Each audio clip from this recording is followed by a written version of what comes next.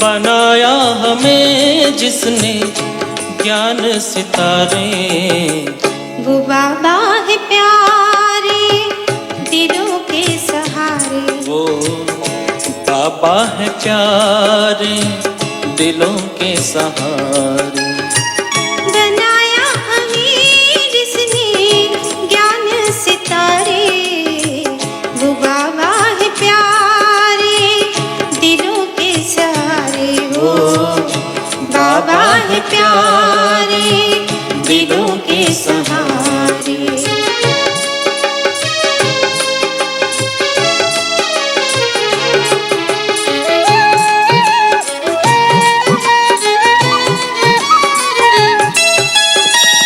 जिसने चलाई अमृत वाणी, चढ़ जाती सुनकर मस्ती रूहानी। जिसने चलाई अमृत वाणी, चढ़ जाती सुनकर मस्ती रूहानी। भूल जाते माया के दुख दर्द सारे, भूल जाते माया के दुख दर्द सारे। वो बाबा है प्यारे दिलों के सहारे। वो बाबा है प्यारे दिलों के सहारे।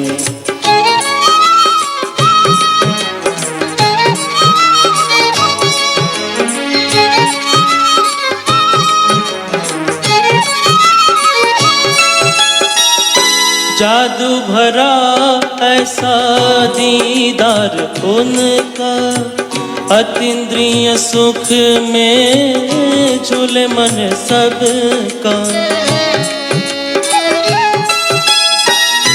जादू भरा ऐसा दीदार उनका, अतीन्द्रिय सुख में झूले मन सबका। ज्ञान रत्नों से जो हमको सवारे, ज्ञान रत्नों से जो हमको सवारे। वो बाबा है प्यारे दिलों के सहारे। वो बाबा है प्यारे दिलों के सहारे।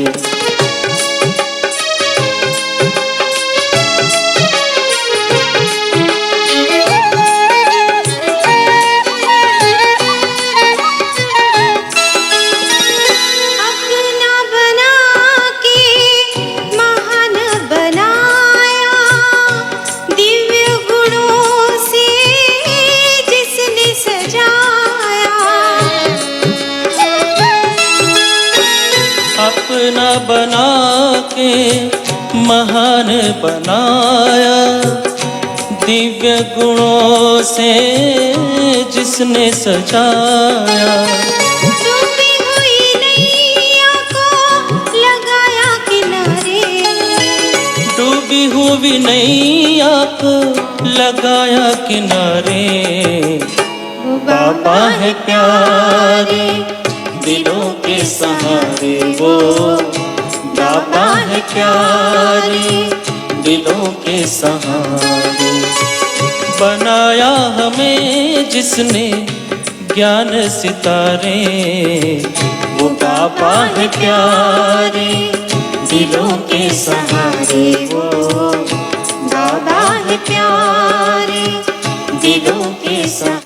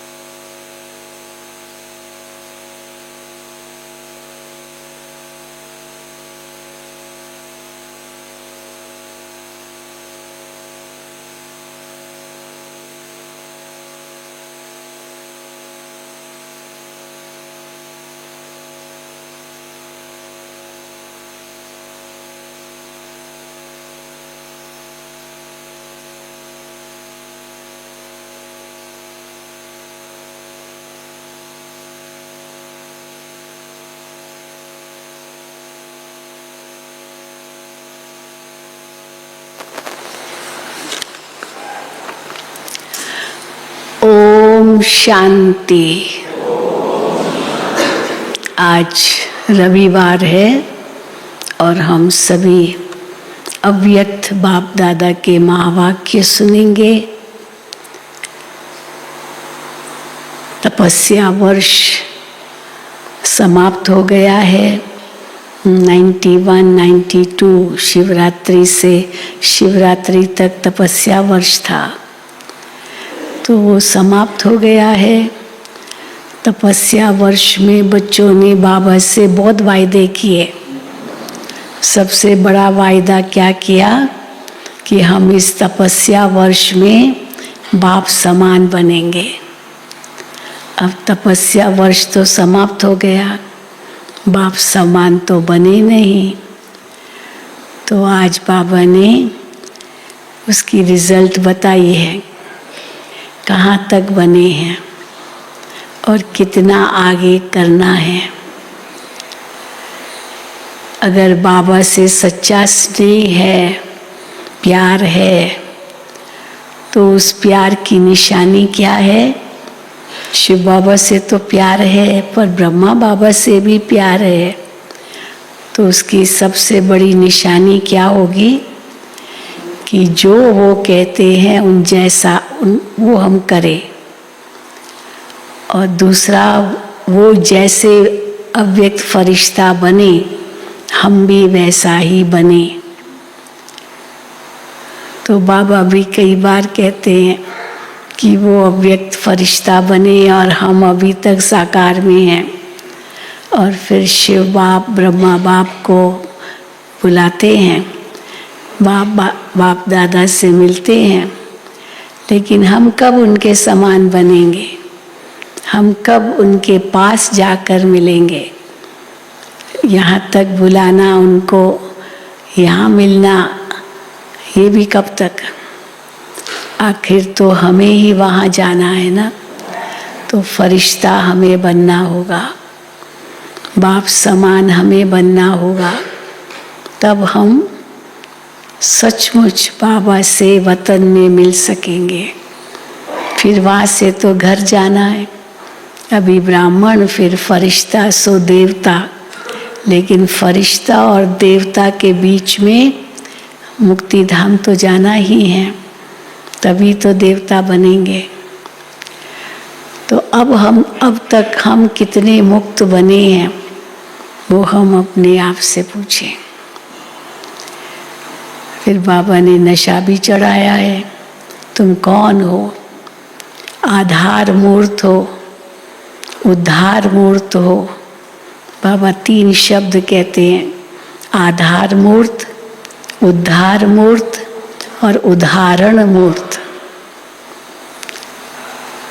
अर्थात हम डायरेक्ट संतान है ब्रह्मा बाप की, अर्थात हाँ ब्रह्मा बाप समान होने चाहिए।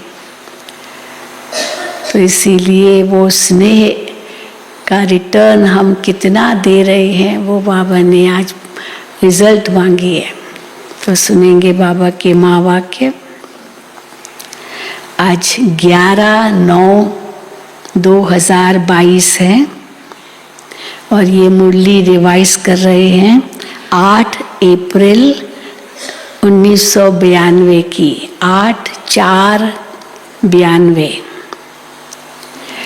ब्रह्मा बाप से प्यार की निशानी है अव्यक्त फरिश्ता बनना। जैसे ब्रह्मा बाबा बने अव्यक्त फरिश्ता, हम उनके समान बने, ये निशानी है ब्रह्मा बाप से प्यार की। ब्रह्मा बाप से प्यार की निशानी है अव्यक्त फरिश्ता बनना। आज बेहद का बाप अपनी आदि श्रेष्ठ डायरेक्ट रचना को देख रहे हैं। पहली रचना श्रेष्ठ डायरेक्ट रचना को देख रहे हैं। ब्राह्मण आत्माएं डायरेक्ट शिववंशी ब्रह्मा कुमार और कुमारियां हो, पहली संतान। फिर उसके बाद देवताएं बनेंगे तो वो तो फिर दूर दूर हो जाएंगे ना, ब्रह्मा बाप तो अभी ही है। ब्राह्मण आत्माएं डायरेक्ट शिववंशी ब्रह्मा कुमार और कुमारियां हो। ब्राह्मण आत्माएं आदि देव की आदि रचना हो, पहली रचना आदि देव की। इसलिए कल्प वृक्ष में ब्राह्मण फाउंडेशन अर्थात जड़ में दिखाए गए हैं। बीज की पहली रचना तो वो जड़ ही होगी ना, तो वो फाउंडेशन ब्राह्मण आत्माएं। इसलिए कल्प वृक्ष में ब्राह्मण फाउंडेशन अर्थात जड़ में दिखाए गए हैं। अपना स्थान देखा है ना, आज बाबा ने कल्प वृक्ष का पूरा डेफिनेशन दिया है हम ब्राह्मणों के लिए। अपना स्थान देखा है ना, कल्प वृक्ष में हमारा स्थान कहाँ है ब्राह्मणों का? जड़ों में। अपना स्थान देखा है ना, तो वृक्ष में आप आदि रचना बीज के समीप जड़ में दिखाए गए हो। जड़ें बीज के समीप होती है, तो वृक्ष में आप आदि रचना बीज के समीप जड़ में दिखाए गए हो, इसलिए डायरेक्ट रचना हो, पहली रचना। अन्य आत्माएं डायरेक्ट मात पिता अर्थात शिव बाप और ब्रह्मा माता अर्थात डायरेक्ट परमात्मा रचना नहीं है, बाद में आते हैं ना वो। तो डायरेक्ट परमात्म रचना नहीं है, आप डायरेक्ट मात पिता की रचना हो। फर्क है ना, और अन्य आत्माओं में और हम ब्राह्मण आत्माओं में फर्क है। हम पहली रचना है शिव बाप और ब्रह्मा माँ की। आप आदि रचना और अन्य धर्म आत्माओं की रचना में, दोनों में अंतर है। आप आदि रचना और अन्य धर्म आत्माओं की रचना, दोनों में अंतर है। वो सब है धर्म आत्माओं की रचना, जो भी धर्म पिताएं आए उनकी रचना, और धर्म वाले। आप परमात्म रचना अपने रचयिता मात पिता दोनों को अच्छी तरह से जानते हो। अन्य धर्म की आत्माएं आप तना से निकली है, तना के ऊपर है ना शाखाएं, तो अन्य धर्मों की आत्माएं आप तना से निकली है। वो शाखाएं भी तना से निकलती है ना, और हम बीज से निकले हैं। तो बाबा कहते हैं आप परमात्म रचना अपने रचयिता माता पिता दोनों को अच्छी तरह से जानते हो। अन्य धर्म की आत्माएं आप तना से निकली है। आप जड़ भी हो और तना भी हो। पहले जो पत्ते होते ना तो वो फिर तना बन जाएंगे, तो इसीलिए आप जड़ भी हो और तना भी हो। ब्राह्मण रूप में वृक्ष की जड़ में हो और देवता रूप में वृक्ष के तना हो, और सभी धर्म आप तना से निकलते हैं। तो आप डायरेक्ट रचना का कितना महत्व है। डायरेक्ट बीज के साथ संबंध है, उन्हों का इनडायरेक्ट संबंध है। बीज के साथ है लेकिन इनडायरेक्ट संबंध है, आपका डायरेक्ट संबंध है बीज के साथ। आप सभी रूहानी नशे से कहेंगे, क्या कहेंगे रूहानी नशे से, कि हम परमात्म संतान हैं। जो भी धर्म वाली आत्माएं आती है वो सभी अपने को क्रिश्चियन, बौद्धि, इस्लामी कहलाएंगे। डायरेक्ट शिववंशी व आदि देव ब्रह्मा की रचना नहीं कहलाएंगे। क्राइस्ट वंशी क्रिश्चियन कहेंगे, क्राइस्ट वंशी क्रिश्चियन कहेंगे, धर्म पिता क्राइस्ट के क्रिश्चियन है, यही जानते हैं। हाँ, हम क्राइस्ट से निकले हैं तो हम क्राइस्ट वंशी क्रिश्चियन हैं क्यों कहेंगे, तो धर्म पिता क्राइस्ट के क्रिश्चियन हैं, यही जानते हैं। ये सभी धर्म पिता के वंश हैं। और आप कहेंगे परमात्मा के हम वंश है डायरेक्ट। हाँ, ब्रह्मा माँ और शिव बाबा बाप उनके डायरेक्ट वंशज है। और आप कहेंगे परमात्मा के, वो कहेंगे धर्म पिता के वंश है। तो धर्म पिता और परम पिता कितना अंतर हो गया। हम परम पिता के वंश है और वो धर्म पिता के वंश है, कितना अंतर हो गया। डबल विदेशी क्या समझते हैं, बहुत आए थे डबल विदेशी, अब वो तो अलग अलग पहले धर्मों के होंगे ना, कोई क्रिश्चियन होगा, कोई बुद्धिस्ट होगा, सब प्रकार के बाबा के बच्चे हैं। तो बाबा कहते तो बाबा कहते हैं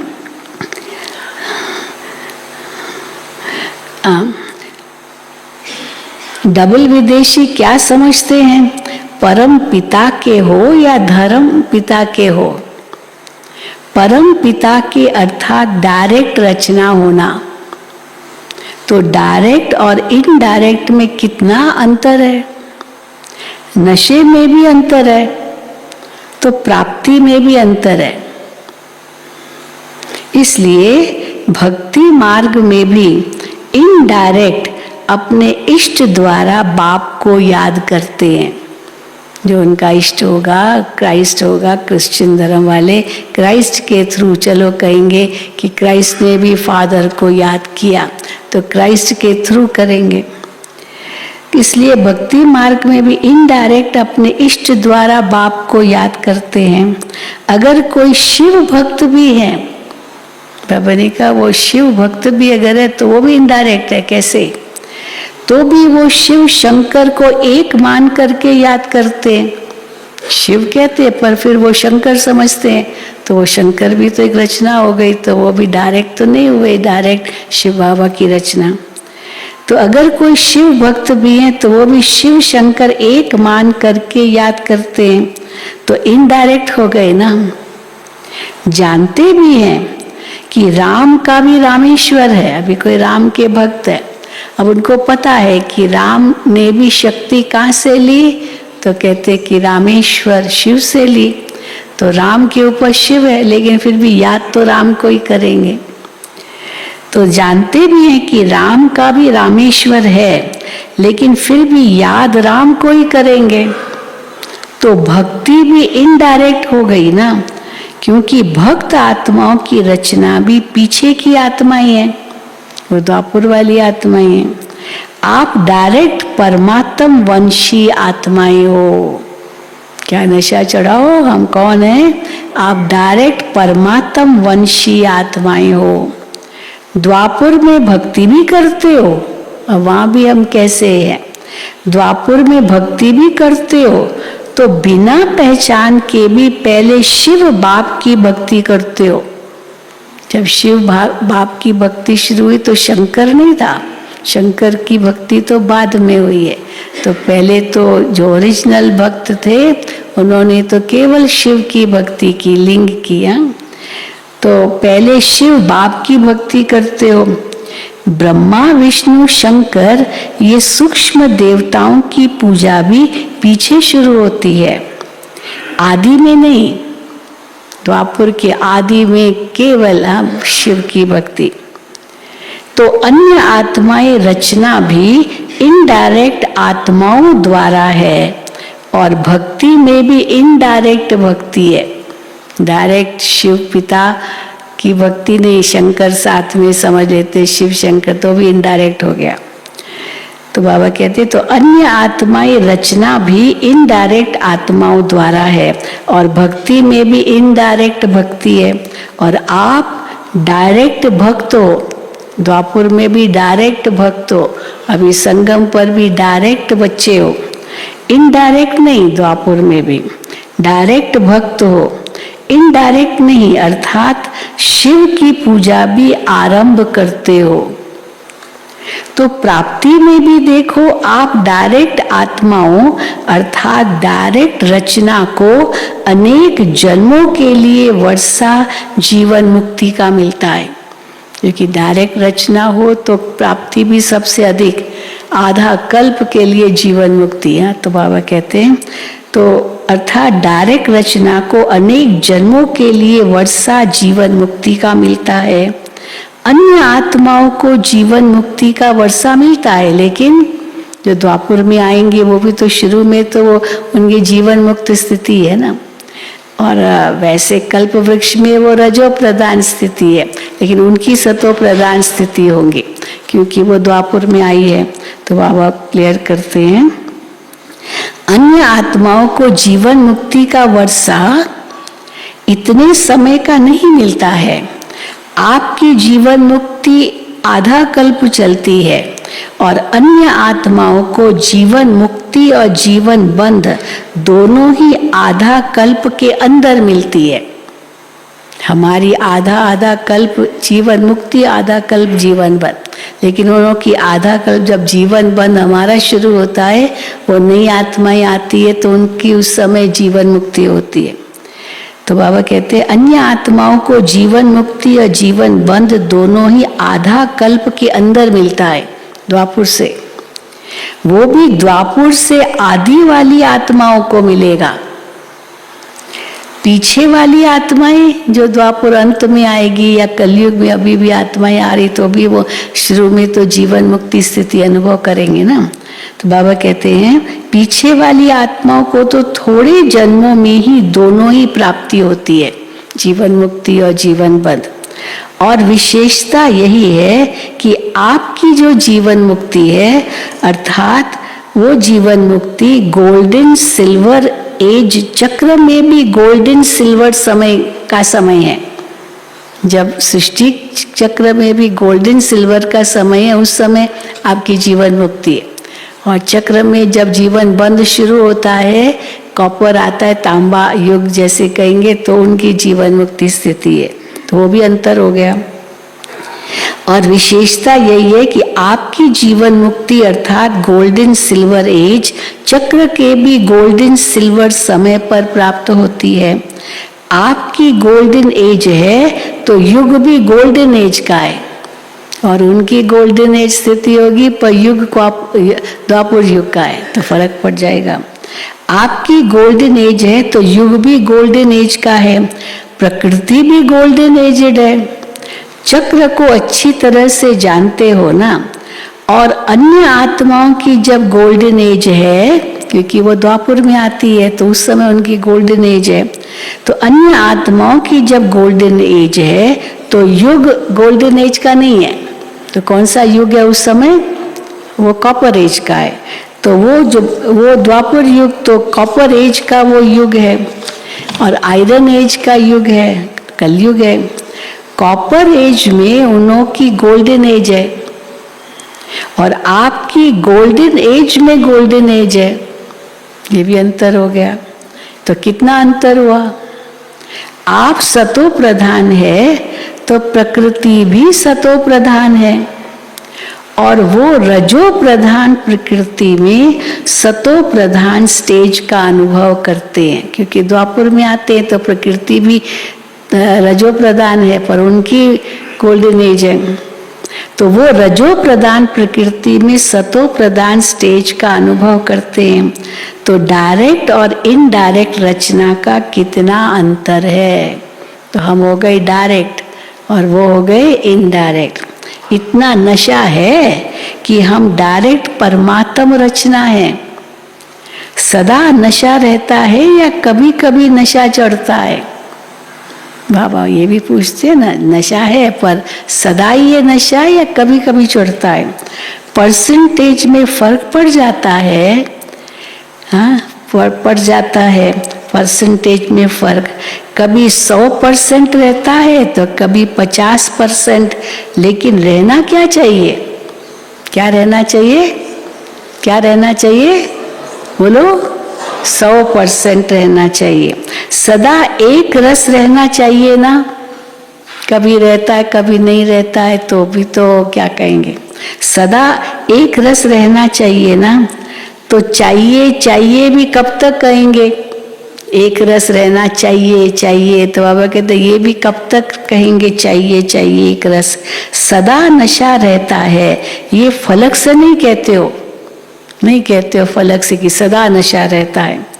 रहना चाहिए कहते हो तो उसमें भी चाहिए लगा दिया है। तो संपूर्ण बनना अर्थात जिसमें ये चाहिए शब्द समाप्त हो जाए। संपूर्ण बनना माना ये चाहिए शब्द समाप्त हो जाए। सभी के मुख से ये निकले कि सदा है, उसके लिए कितने वर्ष चाहिए? जब ये मुख से निकलेगा कि सदा ही ये नशा है कि हम आदि रचना है, परमात्मा की डायरेक्ट रचना है, तो बाबा कहते ये नशा सदा रहे उसके लिए कितने वर्ष चाहिए? उसके लिए कितने वर्ष चाहिए? बाप भी चाहिए पूछता है, हाँ कितने वर्ष चाहिए?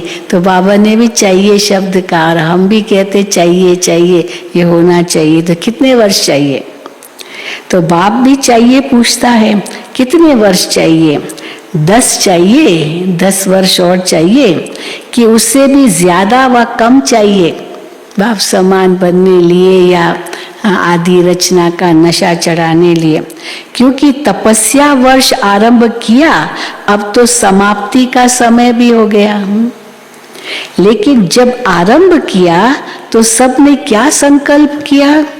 संपन्न बन जाएंगे इस तपस्या वर्ष में। यही सोचा था ना। वर्ष तो समाप्त हुआ लेकिन आप संपन्न हो गए या होना है?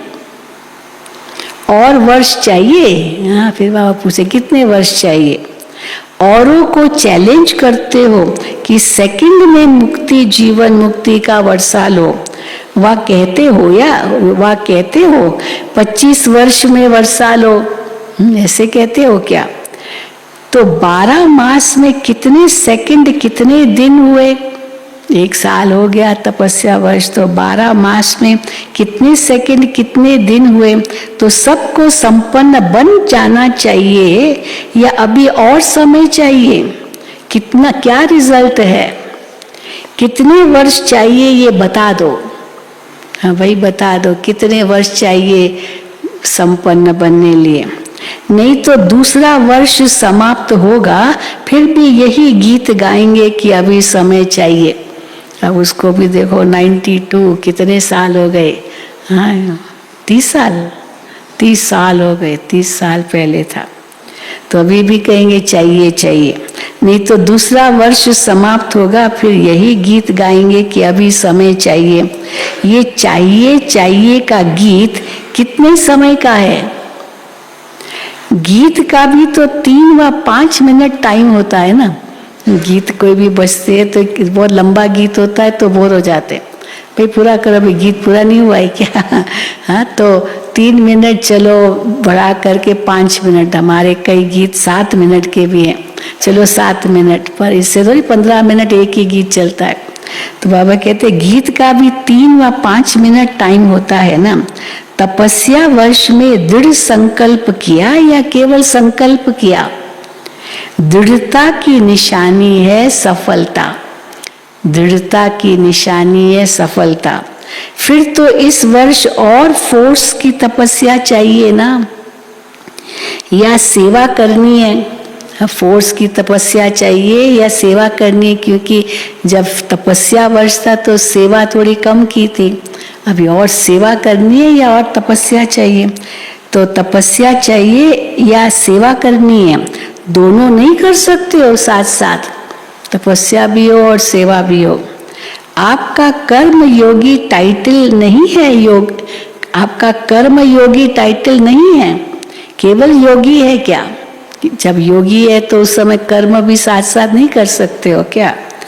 वैसे देखा जाए तो सेवा उसको ही कहा जाता है जिसमें स्व और सर्व की सेवा समाई हुई हो। सेवा केवल दूसरों की नहीं, उसमें अपनी भी सेवा समाई हुई हो। दूसरे की सेवा करे और अपनी सेवा में अलबेले हो जाएं तो उसको वास्तव में यथार्थ सेवा नहीं कहेंगे। सेवा की परिभाषा ही है सेवा के मेवे मिलते हैं, करो सेवा तो मिले मेवा। अब वो दूसरों की तो दुआएं ली पर अपनी स्थिति को नीचे किया तो वो क्या मेवा हुआ। तो बाबा कहते हैं सेवा की परिभाषा ही है सेवा के मेवे मिलते हैं। सेवा अर्थात मेवा यानी फल, तो प्रत्यक्ष फल भी तो है ना, उस समय प्रत्यक्ष फल है ही नहीं, सेवा की और स्थिति डाउन हो गई। तो बाबा कहते प्रत्यक्ष फल क्या खाया। सेवा करो मेवा खाओ। अगर स्व के तरफ अलबेले बन जाते हो तो वो सेवा नहीं है, क्या है। स्व की सेवा तरफ अलबेले या केवल दूसरों की सेवा, तो स्व की सेवा तरफ अलबेला तो उसको क्या कहेंगे। बाबा कहते हैं उसमें मेहनत है, वो मेहनत लगती है। और बाबा के प्यार में सेवा की और स्थिति भी इतनी ऊंची है, वो मेहनत नहीं है, वो मोहब्बत है। तो अंतर हो गया ना, तो वो थकावट कभी नहीं होगी। तो अगर स्व की तरफ अलबेले बन जाते हो तो वो सेवा मेहनत है, खर्चा है, थकावट है, लेकिन प्रत्यक्ष फल सफलता नहीं है। पहले स्व को सफलता, साथ में औरों को भी सफलता की अनुभूति हो, साथ साथ हो। स्व को हो और औरों को नहीं हो तो भी यथार्थ सेवा नहीं है, और औरों को हो स्व को नहीं हो तो भी यथार्थ सेवा नहीं है।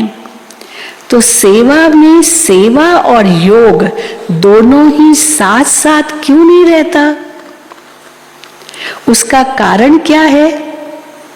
सेवा और योग दोनों साथ साथ क्यों नहीं रहता, उसका कारण क्या है। हाँ भी बाबा कारण बताते हैं। एक को देखते हो तो दूसरा ढीला होता है। सेवा पर ध्यान देते हो तो योग ढीला हो जाता है, योग पर ध्यान देते हो तो सेवा ढीली हो जाती है। तो एक को देखते हो तो दूसरा ढीला होता है, दूसरे को देखते हो तो पहला ढीला होता। इसका कारण क्या है। कारण है, देखो बाबा ने कितना बड़ा कारण बताया। कारण है कि सेवा के प्लान तो बहुत अच्छे अच्छे बनाते हो, ये करेंगे वो करेंगे वो करेंगे। हाँ, बहुत कितनी मीटिंग्स होती है, कितने प्लान बनाते हैं। तो प्लान तो बहुत अच्छे अच्छे बनाते हो, लेकिन प्लेन बुद्धि बन प्लान नहीं बनाते हो। बुद्धि एकदम प्लेन हो, सरल हो। नहीं, मैं जो कहता हूँ यही होना चाहिए। अब सरल स्वभाव तो हुआ ही नहीं। हाँ, सरल तो हुआ ही नहीं, तो फिर सेवा भी की सफलता भी क्या मिलेगी। लेकिन प्लेन बुद्धि बन प्लान नहीं बनाते। प्लेन बुद्धि अर्थात किसको कहेंगे? प्लेन बुद्धि। हाँ, प्लेन जैसे कागज होता है, स्लेट होते, उस पर कुछ भी लिखा हुआ नहीं है तो कहेंगे प्लेन। तो प्लेन बुद्धि अर्थात सेवा करते और कोई भी बात बुद्धि को टच नहीं करे। मेरा मान होना चाहिए, मेरा शान होना चाहिए, मेरी महिमा होनी चाहिए, हाँ, तब मैं सेवा करूं। तो नाम मान शान की महिमा की इच्छा, तो वो प्लेन बुद्धि तो नहीं हुई ना। बाबा के प्यार में सेवा की वो और बात है। तो बाबा कहते हैं प्लेन बुद्धि अर्थात सेवा करते और कोई भी बात बुद्धि को टच नहीं करे, सिवाय निमित्त भाव और निर्माण भाव। निमित्त हूं मैं, बाबा का कार्य है, और निर्माण बन के, नम्र बन के सेवा करें। निर्माण करते निर्माण स्थिति की कमी हो जाती है। कार्य निर्माण का है, कंस्ट्रक्शन का कार्य सेवा, लेकिन उसमें जो निर्माण स्थिति चाहिए, अंदर में नम्रता चाहिए, उसकी कमी हो जाती है। इसलिए निर्माण का कार्य जितना सफल करना चाहते हो उतना सफल नहीं होता है। नम्रता नहीं होती है, निमित्त हो ये नहीं होता है। हाँ, बाबा का कार्य ये भूल जाते, मुझे बदलना ये भूल जाते। तो निमित्त नहीं है और निर्माण नहीं है, अंदर मना नम्र नहीं है। तो बाबा कहते इसलिए निर्माण का कार्य जितना सफल करना चाहते उतना सफल नहीं होता है। शुभ भावना व शुभ कामना का बीज ही है निमित्त भाव और निर्माण भाव। शुभ भावना शुभ कामना कैसे आएगी? जब निमित्त भाव और निर्माण भाव होगा। हद का मान नहीं, लेकिन निर्माण। इसलिए सेवा के प्लान बनाने के पहले प्लेन बुद्धि बनाना अति आवश्यक है।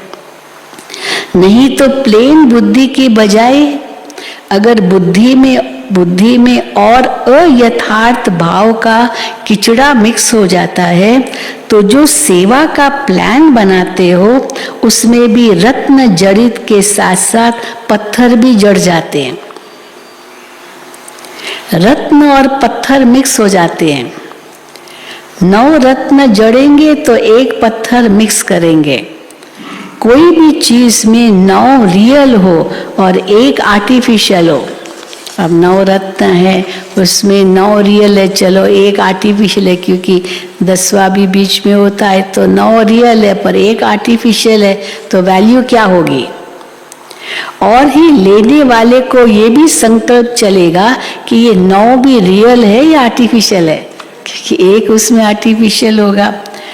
इसलिए सेवा के प्लान के साथ साथ प्लेन बुद्धि का अटेंशन पहले रखो।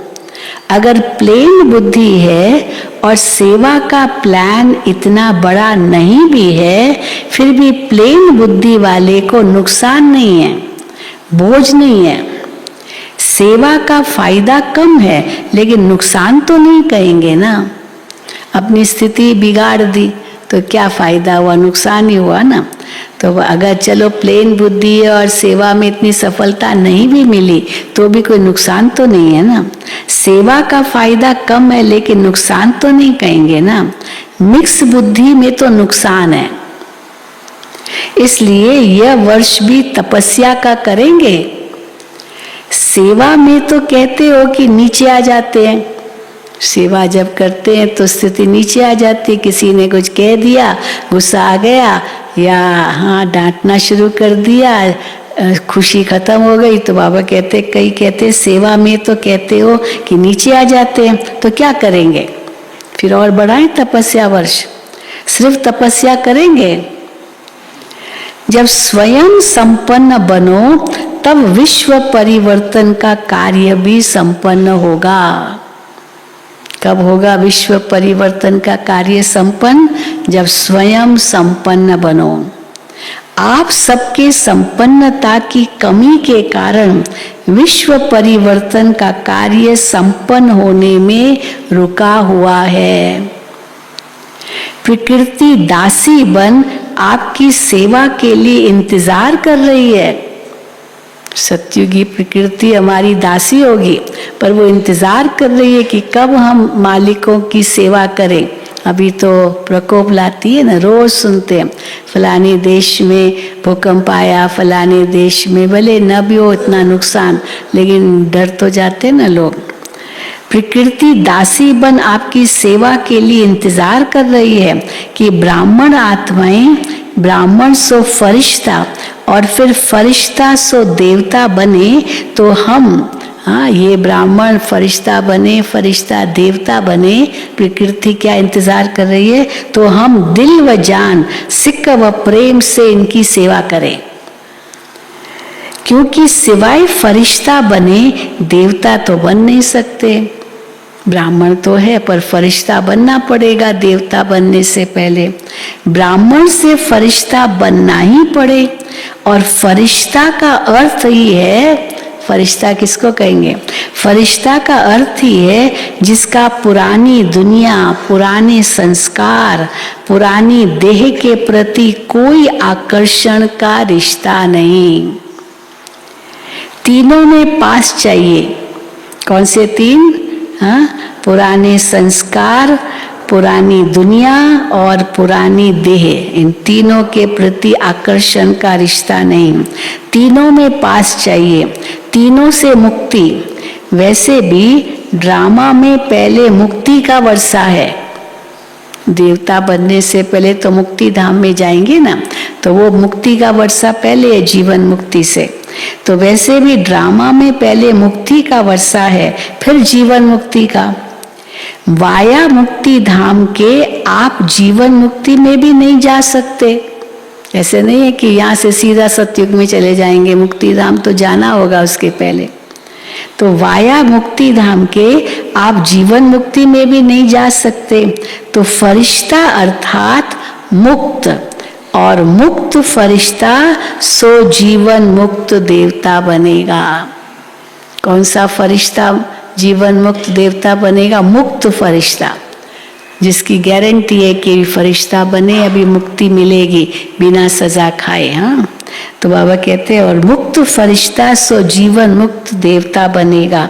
तो कितने % फरिश्ते बने हो कि ब्राह्मण बनने में खुश हो? ऐसे ही खुश है बस ब्राह्मण ही रहे हम, तो या फरिश्ता बनना है तो कितने % फरिश्ते बने हो, या ब्राह्मण बनने में खुश हो? फरिश्ता बनना अर्थात अव्यक्त फरिश्ता स्वरूप ब्रह्मा बाप से प्यार है। ब्रह्मा बाप फरिश्ता है तो हमारा उनसे प्यार है, मतलब हमें भी वही बनना है। जिसका फरिश्ता स्थिति से प्यार नहीं, तो ब्रह्मा बाप नहीं मानता कि मेरे से प्यार है। हाँ, ब्रह्मा बाप से प्यार माना, जो उनकी स्थिति है उनसे, उस स्थिति से भी प्यार। अगर नहीं फरिश्ता स्थिति तो क्या कहेंगे? ब्रह्मा बाप से भी प्यार नहीं। तो जिसका फरिश्ता स्थिति से प्यार नहीं, तो ब्रह्मा बाप नहीं मानता कि मेरे से प्यार है। प्यार का अर्थ ही है समान बनना। ब्रह्मा बाप फरिश्ता है ना, फरिश्ता बन आप सबको फरिश्ता बनाने के लिए फरिश्तों की दुनिया में रुके हुए हैं। सोचो तो सही, कितने साल हो गए बाबा फरिश्ता बने ब्रह्मा बाबा, और अभी तक फरिश्तों की दुनिया में रुके हुए हैं। सिर्फ मुख से नहीं कहो कि बाप से बहुत प्यार है, क्या वर्णन करे? हाँ, क्या वर्णन करे, कितना प्यार है मेरा बाबा से, कई कहते हैं ना, केवल मुख से नहीं वर्णन करो। लेकिन ब्रह्मा बाप सिर्फ कहने से खुश नहीं होते कि हाँ बाबा, बच्चे कहते बाबा हमारा ब्रह्मा बाप से बहुत प्यार है। सिर्फ कहने से बाबा खुश नहीं होते, बनने से होते हैं खुश। कहने वाले तो भक्त भी बहुत है, कितने प्यार के गीत गाते हैं भगवान के प्यार में, कितने गीत गाते हैं, भजन कीर्तन कितना करते हैं। वो कितने प्यार के गीत गाते, इतने प्यार के गीत गाते हैं भक्त लोग भजन कीर्तन कि जो अनेकों को हंसा भी देवे तो रुला भी देवे। खासकर रामायण की चौपाइयाँ जब सुनाते हैं तो कैसे सुनाते हैं, हंसा भी देते रुला भी देते। वो सब है कहने वाले, और आप हो सिर्फ कहने वाले नहीं, क्या हो बाबा कहते हैं, आप हो बनने वाले। अगर सिर्फ कहते रहते हैं तो समझो अभी भक्ति का अंश रहा हुआ है, क्योंकि भक्त तो केवल कहते रहते हैं ना, बनते थोड़ी है। इसलिए आप में भी भक्ति का अंश रहा हुआ है, केवल कहते हो कि हाँ बनना है, बाबा से बहुत प्यार है। ज्ञानी तो आत्मा, योगी तो आत्मा नहीं कहेंगे, लेकिन भक्त योगी आत्मा कहेंगे। और नया नाम है भक्त योगी आत्मा। केवल ज्ञानी तो आत्मा, योगी तो आत्मा नहीं, बीच में भक्त जुड़ जाएगा, क्योंकि चाहिए ही खाली करते हैं, बनना है यही कहते हैं। तो बाबा कहते हैं लेकिन भक्त योगी आत्मा कहेंगे। तो फिर अब क्या करेंगे? कोई नवीनता दिखाएंगे या जैसे इस वर्ष किया वही करेंगे? ऐसा भी समय आएगा, बाबा भविष्य का बता रहे हैं, ऐसा भी समय आएगा जो बाप दादा उन्हों से ही मिलेंगे जो करने वाले हैं। वतन में अनुभव करना है तो उन जैसा बनना है, अगर नहीं उन जैसा बनेंगे तो अनुभव भी क्या करेंगे। तो बाबा कहते हैं ऐसा भी समय आएगा जो बाप दादा उन्हों से ही मिलेंगे जो करने वाले हैं, जो बनने वाले हैं, सिर्फ कहने वाले नहीं।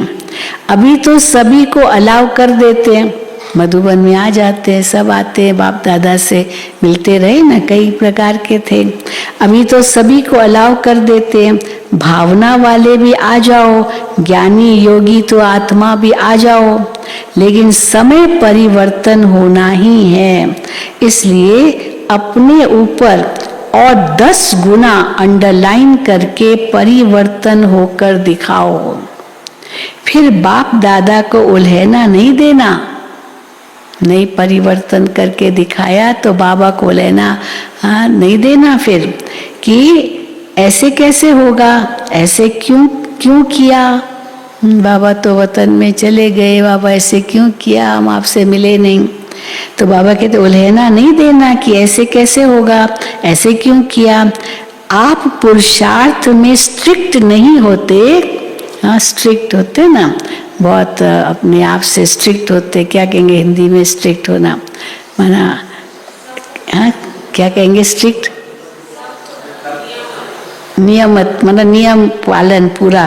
तो आप पुरुषार्थ में स्ट्रिक्ट नहीं होते हो तो बाप को स्ट्रिक्ट होना पड़ेगा, बाप को स्ट्रिक्ट होना पड़ेगा। अभी तो बाप के प्यार स्वरूप में चल रहे हो, पल रहे हो, लेकिन सतगुरु का रूप धर्मराज नहीं। बाप टीचर सतगुरु है, बाबा पावन बना रहे, लेकिन धर्मराज तो इनसे भी आगे स्वरूप है ना। लेकिन सतगुरु का रूप धर्मराज नहीं, सतगुरु की आज्ञा सिर माथे गाया हुआ है। तो बच्चे भी कहते हाँ बाबा हम करेंगे, हाँ जो बाबा कहे हम करेंगे, सिर माथे आपकी आज्ञा। तो सिर माथे सतगुरु की आज्ञा गाया हुआ है। अभी तो बाप दादा मीठे बच्चे, प्यारे बच्चे कह करके चला रहे हैं। अगर प्यार है, मिलन की प्यास है, तो समान बनकर मिलो, वतन में मिलो, समान बनकर मिलो, महान अंतर में नहीं मिलो। मैं तो पुरुषार्थी और बाबा तो संपन्न बन गए, उस रूप में नहीं मिलो, महान अंतर में नहीं मिलो, समान बनकर मिलन में बहुत मजा है, बहुत मजा है समान बनकर मिलन में। ये मजा और है, हाँ ये मजा और है, वो मिलन का मजा, ये भी मजा है, लेकिन वो मजा तो और है। अच्छा बाप से मिल लिया, दृष्टि ले लिया, वहां गए तो फिर कोई कमजोरी आ गई, ये मिलन तो और है ना। अभी यहाँ तो बाबा से मिलने आए, चलो और बहुत अच्छा लगा, फिर वापस गए, फिर दृष्टि, यहाँ तो बाबा से मिले, दृष्टि ले लिया, पर वहां गए तो फिर कोई कमजोरी आ गई, शक्ति मिली और काम न लाई, एक दो बार विजयी बने फिर कमजोर बन गए, तो ये अपने प्रकार का मिलना है। लेकिन यथार्थ प्यार, यथार्थ मिलन इससे भी बहुत ऊंचा है। समान बनकर मिलना, ये तो बहुत ऊंचा मिलन है, बहुत बहुत प्यारा है, उसका अनुभव करो। समझा? सतगुरु की कोई ने आज्ञा नहीं मानी तो सतगुरु है ना। बाप के आगे तो बच्चों के नाज नखरे यहाँ बहुत होते हैं, छोटे छोटे बच्चे अपने बाप के आगे तो खूब नाच नखरे करते हैं, तो नाज लाड कोड चलते हैं, सब चलते हैं। अगर बाप से सच्चा प्यार है तो इस वर्ष में फरिश्ता समान बनकर दिखाओ। अभी इतने सब मिलने के लिए आए हैं, बहुत अच्छा है, लेकिन और अच्छे से अच्छा करना है। मिलने आए हो बहुत अच्छा है, लेकिन और अच्छे से अच्छा करना है। प्यार करना और प्यार निभाना, इसमें अंतर है। प्यार है इसीलिए बाबा से मिलन मनाने भागते भागते आ जाते हैं, लेकिन प्यार निभाना माना उन जैसा बनना, तो अंतर है। करने वाले सभी हो, अगर प्यार नहीं होता तो इतने सब क्यों आते? बाबा के पास भाग भाग के आते, माना प्यार है बाबा से। करने वाले सभी हो, प्यार नहीं होता तो इतने सब क्यों आते? लेकिन करना और निभाना, इसमें अंतर हो जाता है। प्यार करने वाले अनेक होते हैं और निभाने वाले कितने होते हैं? तो आप निभाने वाले हो। निभाने वाले फिर चाहिए चाहिए नहीं कहेंगे।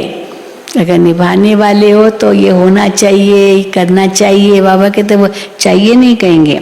प्रैक्टिकल है, सिर्फ मुख से नहीं है। सुनाया ना कि तपस्या की चार्ट में भी अपने को मार्क्स सर्टिफिकेट देने वाले बहुत है। बहुतों ने अपने आप को सर्टिफिकेट दिया, मेरी तपस्या बहुत अच्छी रही, ये रही, बहुत खुद को सर्टिफिकेट दे दिया। तो तपस्या के चार्ट में भी अपने को मार्क्स सर्टिफिकेट देने वाले बहुत हैं, लेकिन सर्व के संतुष्टता का सर्टिफिकेट कोई कोई को प्राप्त होता है। चार्ट रखने वाले भी बहुत निकले, अपने को अच्छे से अच्छा सर्टिफिकेट देने वाले भी बहुत निकले। बहुत नहीं है लेकिन कुछ है, निकले। सेकंड नंबर वाले बहुत है, हाँ चाहिए चाहिए कहने वाले, पर अभी तक पूरा निभाया नहीं। सेकंड नंबर वाले बहुत है, लेकिन सबके मुख से यह निकले कि हाँ ये नंबर 1 है। खुद को तो सर्टिफिकेट दे दिया, पर दूसरे भी कहे हाँ ये नंबर 1 है। सबके दिल से ये दुआओं का सर्टिफिकेट मिले, इसको कहेंगे नंबर 1। कई बच्चे कहते हैं कि हम तो ठीक हैं, लेकिन कोई कोई आत्मा का कोई कड़ा हिसाब किताब हमारे से है, जो कितना भी उसको संतुष्ट करते लेकिन वो संतुष्ट नहीं होता। कई कहते हैं ना संतुष्ट नहीं होता, हम तो बहुत कोशिश करते हैं उनको संतुष्ट करें, नहीं होता।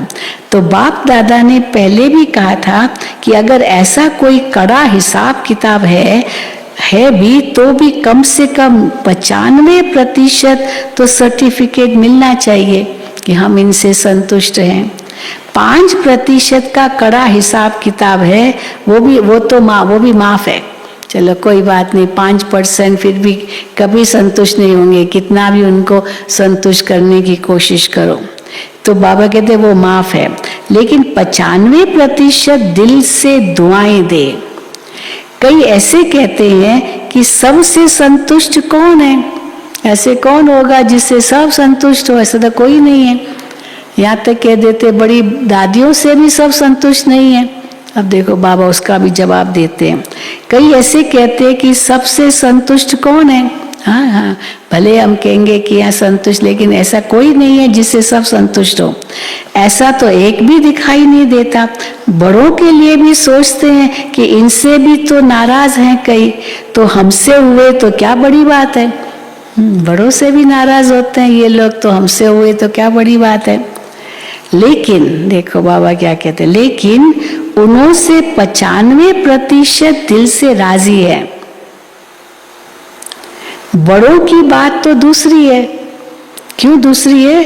बड़ों को जज बनना पड़ता। अभी कोई दो जने आए, अब वो कहे मैं सही हूँ, वो कहे मैं सही हूँ, और दादी के पास आए, दादी अभी आप ही निर्णय करो। अब दादी तो एक ही पक्ष लेगी ना, जो सही होगा वही पक्ष लेगी। अब अगर मानो जजमेंट जो दी वो एक के लिए दी जो सही होगा, तो दूसरा नाराज हो जाएगा दादी से, दादी इनको आपने ऐसे कह दिया और मेरे को ऐसे कहा, तो नाराज हो गया।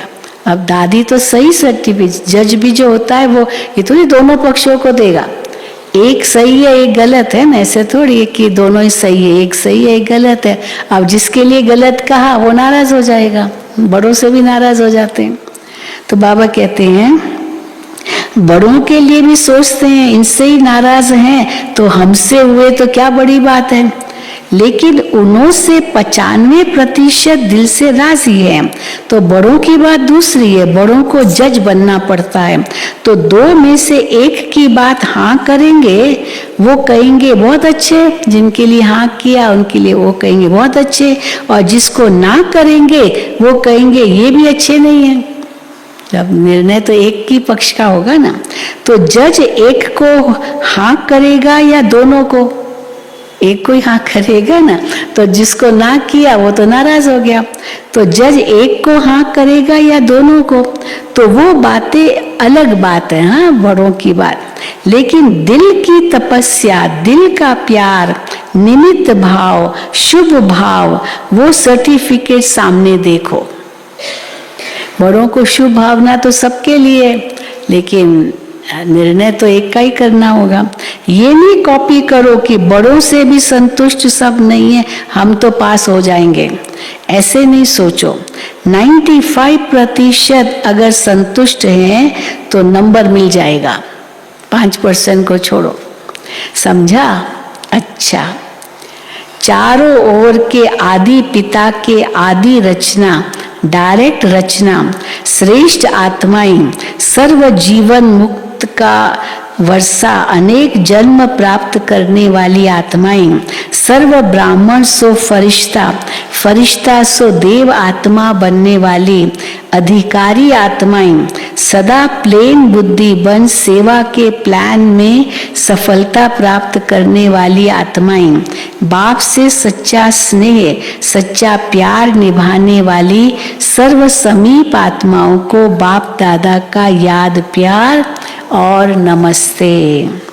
हम रूहानी बच्चों की रूहानी बाप दादा को याद प्यार, गुड मॉर्निंग और नमस्ते। वरदान, कंट्रोलिंग पावर द्वारा तूफान को भी तोहफा बनाने वाले यथार्थ योगी भव। कंट्रोलिंग पावर द्वारा तूफान को भी तोहफा, हाँ सौगात जैसे बनाने वाले यथार्थ योगी भव। यथार्थ व सच्चा योगी वो है जो अपनी बुद्धि को एक सेकंड में जहां और जब लगाना चाहे वहां लगा सके। परिस्थिति हलचल की हो, वायुमंडल तमोगुणी हो, माया अपना बनाने का प्रयत्न कर रही हो, फिर भी सेकंड में एकाग्र हो जाना, ये है याद की शक्ति। कितना भी व्यर्थ संकल्पों का तूफान हो, लेकिन सेकंड में तूफान आगे बढ़ने का तोहफा बन जाए। ऐसी कंट्रोलिंग पावर हो, ऐसी शक्तिशाली आत्मा कभी भी संकल्प नहीं लाएगी कि चाहते तो नहीं है लेकिन हो जाता है। हाँ, स्लोगन, योग युक्त और युक्ति युक्त कर्म करने वाले ही विघ्न प्रूफ बन सकते हैं। कौन विघ्न प्रूफ बन सकते हैं? योग युक्त और युक्ति युक्त कर्म करने वाले ही विघ्न प्रूफ बन सकते हैं। अच्छा, ओम शांति, ओम शांति, ओम शांति। जैसे आपको बताया गया, नीचे शांतिवन में ग्लोबल समिट हो रही है, तो जैसे शिखर सम्मेलन कहेंगे, और विषय है India the harbinger of world peace, Bharat विश्व शांति का अग्रदूत। सबसे आगे रहने वाला, विश्व शांति लाने वाला। तो कल तो रिसेप्शन था, आज उद्घाटन है। और कल तो मैसूर के जो वहाँ राजा है वो भी आए थे उद्घाटन रिसेप्शन में। आज जो भारत के भूतपूर्व सुप्रीम कोर्ट के जस्टिस हैं वो आएंगे, तो और यहाँ भी वो आएंगे आज शाम को। तो ये कार्यक्रम है, अभी सवेरे उद्घाटन होगा 10 बजे। जो देखना चाहें देख सकते हैं, थोड़ा दिखा देंगे, दिखा देना कुछ CCTV पर तो दिखा देना। और हमारे बीच में एक फिल्म एक्ट्रेस आई है, कहाँ है पल्लवी? पल्लवी बहन आई है, कहाँ है पल्लवी? एक फिल्म एक्ट्रेस है, उसका नाम है पल्लवी पाटिल। और पिछले 4 साल से फिल्मों में काम कर रही। आई है कि नहीं आई है? कहाँ है? हम इनका स्वागत करते हैं। पल्लवी बहन ये बाबा के सेंटर पर जाती है। हाँ, ये सेंटर पर जाती है, बाबा को बहुत याद करती है। अभी 2 मिनट बैठी, संक्षिप्त में थोड़ा अपना परिचय देगी। अब कैसे बाबा इनको मिला, बाबा से कैसे ये प्यार अनुभव करती है और कैसे अपनी सेवाएं भी करती है। बस शॉर्ट है, 5 मिनट। ठीक है, ओम शांति। हाँ बोलो। वैसे तो बहुत सारे अनुभव है बाबा के, लंबी लिस्ट बन सकती है, लेकिन एक अनुभव, ये जो स्थान आप यहाँ पे आए हैं ना, इसका रियल अनुभव सुनाना चाहूँगी। 2-2.5 साल पहले ना मेरी पता नहीं अवस्था बहुत ख़राब हो गई थी। जैसे ही मैंने बॉलीवुड में एंटर किया, 4 साल तो हो गए, लेकिन 2.5-3 साल पहले बहुत अवस्था ख़राब हो गई थी। पता नहीं, ऐसे ही घर में सोई रहती थी। काम के लिए फ़ोन आता था तो भी मना कर देती थी। मुरली तो सुनती थी लेकिन समझ में कुछ नहीं आता था। मतलब बाबा से इतना पावरफुल कनेक्शन था पहले, बट अचानक से जैसे टूट गया हो। याद करती थी लेकिन नहीं हो पा रहा था। फिर बाबा के सामने बैठ गई एक दिन, बहुत रोई बहुत रोई। मैंने बोला मुझे कुछ समझ में नहीं आ रहा है, क्या हो रहा है? आप तो जानी जाननहार हो ना, आपको सब समझ में आता है, आप तो कुछ करो। तो उस दिन रात, मतलब उस वक्त जून मास चल रहा था मम्मा का, तो मैं सो गई थी। और रात को जैसे मैंने नोटिस किया कि मतलब मेरा बॉडी नीचे है, लेकिन मम्मा जो है जगदम्बा सरस्वती है ना, तो जैसे उठा के ऊपर लेके गए मतलब। और वहाँ पे पता नहीं ऐसी जगह है जहाँ पे इतना साइलेंट है, वहाँ पे बिठा दिया। और वहाँ पे ब्रह्मा बाबा बैठे हैं। बाबा बच्ची को देखो, ऐसा करके मुझे बिठा दिया। और ब्रह्मा बाबा ने जैसे मेरे सर पे हाथ रखा, और मतलब इतनी बड़ी हस्ती के सामने देखना, मैं देख भी नहीं पा रही थी, इतना भयानक प्रकाश। और फिर थोड़ी देर के बाद जैसे ही मैं नीचे से उठने की कोशिश कर रही हूँ, लेकिन मेरा बॉडी उठ नहीं पा रहा था। और उसके बाद मतलब मैं यहाँ पे आना चाहती थी, मतलब माउंट आबू आना चाहती थी, लेकिन आ नहीं पा रही थी। कुछ शायद इविल सोल का इफेक्ट होगा उस वक्त, इसलिए। पर जैसे ही बाबा ने दृष्टि दी, शांतिवन के एक भाई का फोन आया मेरे पे कि बहन जी आप कितना टाइम हो गया, आप आए ही नहीं है बाबा को मिलने, अचानक से ही। मतलब तो मैंने बोला कि आप आ जाओ। मैंने बोला भैया कोई प्लानिंग नहीं, कुछ नहीं, बहन जी आप आ जाओ। जैसे ही मैंने शांतिवन में पैर रखा और एकदम हल्का मेरा बॉडी पूरा।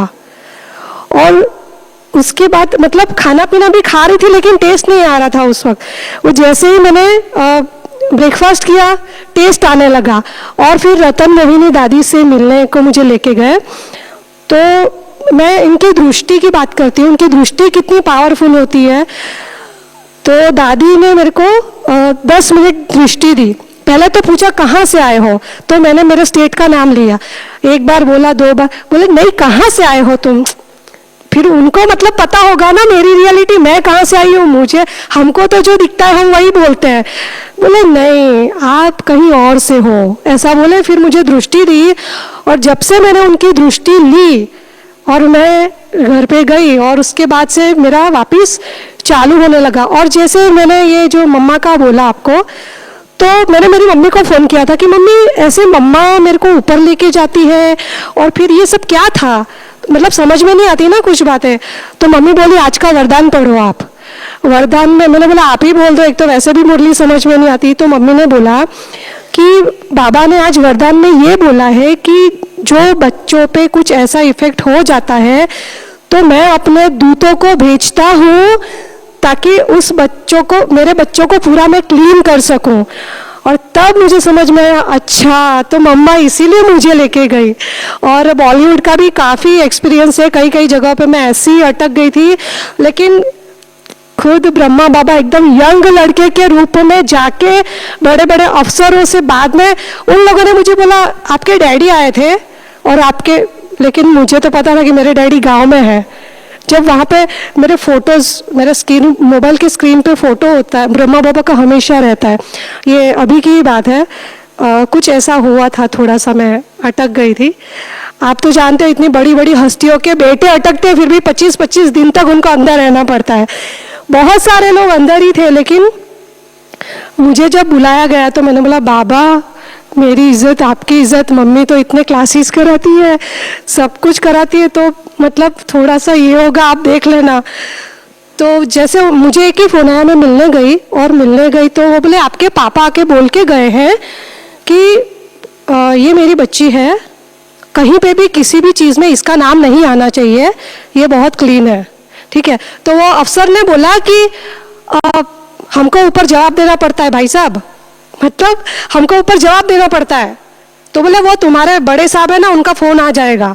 और विदिन 2 मिनट के बाद उनको तुरंत फ़ोन आया और उन्होंने बोला कि वो जो पल्लवी पाटिल नाम की लड़की आएगी ना, उसको किसी में भी इन्वॉल्व नहीं करना है। तो मुझे पता था मेरे पापा पिछले 10 दिन से गांव में हैं, और मैं कंफ्यूज हो गई कि ये बोल रहे मेरे पापा आए थे। और जैसे ही मेरा फ़ोन बजा तो फ़ोन मैंने कट किया, क्योंकि मैं बिजी थी उनसे बात करने में। फ़ोन कट किया तो उसने बोला आपके पापा धोती भी पहनते हैं क्या? मतलब वो ब्रह्मा बाबा की फ़ोटो धोती वाली थी ना मेरे फ़ोटो में, मतलब मोबाइल में फ़ोटो। बोले आपके पापा धोती भी पहनते हैं? कल तो ऐसे मतलब टक्सीडो वक्सीडो पहन के आए थे। मैं शॉक, मतलब ऐसे ऐसे अनुभव है।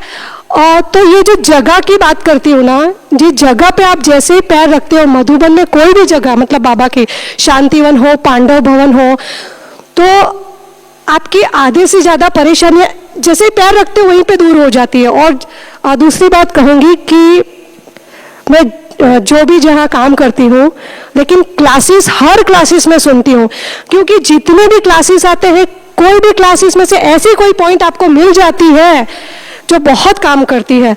तो आप कहीं भी रहे, घर पे वहाँ पे जाने के बाद भी क्लासेस कंटिन्यू सुने। तो ओम शांति, क्योंकि मुझे निकलना है अभी, है ना। चलो बहुत अच्छा। ओम शांति।